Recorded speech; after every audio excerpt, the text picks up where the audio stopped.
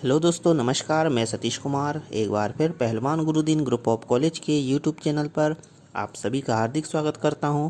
आज हम बात करने वाले हैं बीए प्रथम वर्ष के समाजशास्त्र द्वितीय प्रश्न पत्र के अंतर्गत संयुक्त परिवार के बारे में।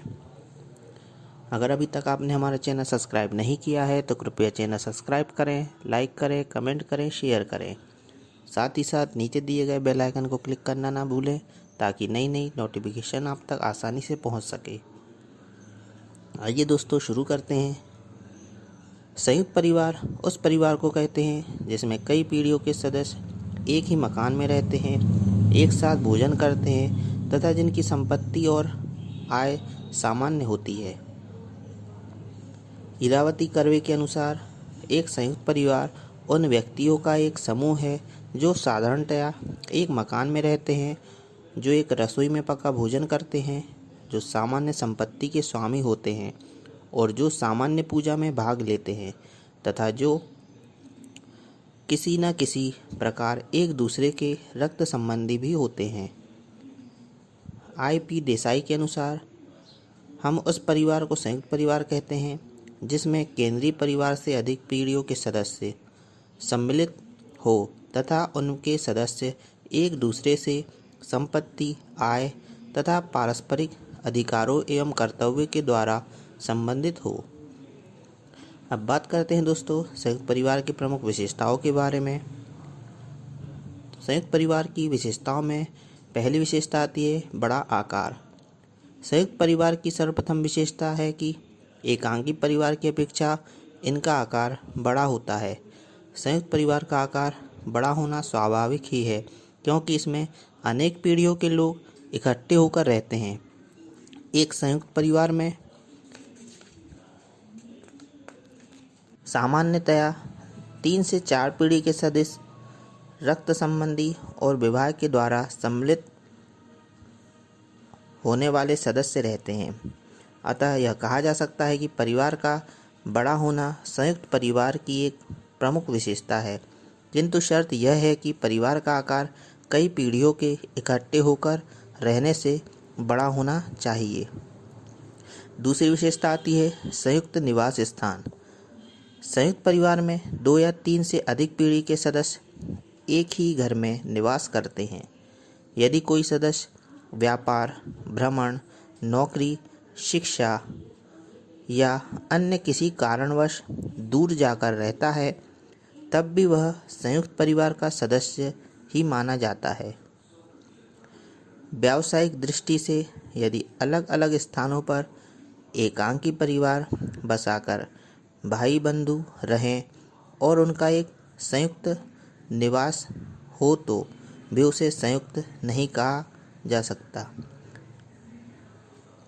यदि कोई भाई अपने परिवार सहित एक ही निवास स्थान में रहे परंतु उनका भोजन अलग अलग चूल्हे पर पके तो उसे भी संयुक्त परिवार कहना अनुपयुक्त होगा। अगली विशेषता आती है सामान्य संपत्ति।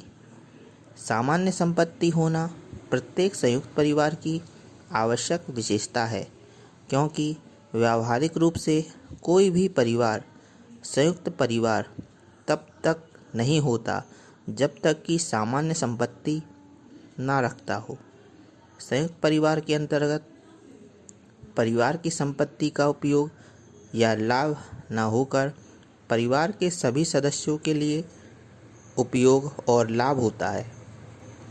परिवार के सभी सदस्यों की सारी कमाई परिवार के संयुक्त कोष में डाली जाती है और परिवार का मुखिया या गृहपति घर का सारा खर्च इस संयुक्त कोष में से ही करता है। अगली विशेषता आती है कर्ता का सर्वोच्च स्थान। संयुक्त परिवार की एक विशेषता यह भी है कि इसमें कर्ता का स्थान सर्वोच्च होता है।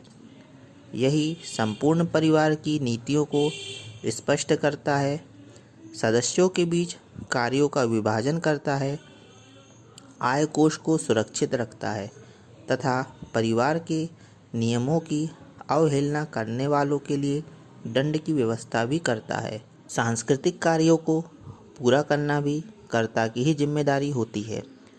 इतना अधिकार प्राप्त होते हुए भी वह इस सर्वोच्च स्थान का दुरुपयोग कम ही करता है।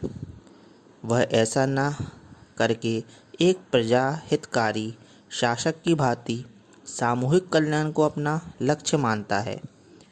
इसी कारण संयुक्त परिवार का संगठन, सफलता और कल्याण बहुत कुछ कर्ता के व्यक्तिगत गुणों पर भी निर्भर करता है। अगली विशेषता आती है संयुक्त रसोई घर। संयुक्त परिवार की एक प्रमुख विशेषता संयुक्त रसोई घर या एक ही चूल्हा है। संयुक्त परिवार में जितने भी लोग रहते हैं उन सबका भोजन एक ही साथ एक ही चूल्हे पर पकता है। चूल्हा एक होने से संयुक्त परिवार में यज्ञ, श्रद्धा, धर्म, कर्म आदि भी एक साथ ही किए जाते हैं। अगली विशेषता आती है परिवार का आधार अर्थ। परंपरागत रूप से सभी संयुक्त परिवारों के कार्य धार्मिक क्रियाओं को ध्यान में रखकर किए जाते हैं, जैसे कर्मकांडों से संबंध रखने वाले कार्य, त्योहारों को मनाना और व्रत इत्यादि। इन कार्यों को करने में परिवार का प्रत्येक सदस्य बड़े ही उत्साह के साथ भाग लेता है तथा एक दूसरे की सहायता भी करता है। यहाँ तक कि ऐसे कार्यों को करने में प्रत्येक सदस्य अपना धर्म, कर्तव्य समझता है। संभवतः भारतीय संयुक्त परिवारों की यही एक विशेषता है जो पश्चिमी समाज के परिवारों को पृथक करती है। अगली विशेषता आती है सामान्य सामाजिक कर्तव्य और अधिकार। परिवार के सदस्य पारस्परिक अधिकारों एवं कर्तव्यों की भावना से एक दूसरे से जुड़े हुए होते हैं, अतः वे सामाजिक कर्तव्यों को एक साथ मिलकर निभाते हैं। अगली विशेषता आती है आर्थिक स्थिरता। परिवार के सभी पुरुषों की कमाई एक साथ एकत्रित होने और सबके लिए समान रूप से आवश्यकतानुसार व्यय होने के कारण संयुक्त परिवार में आर्थिक स्थिरता बनी रहती है।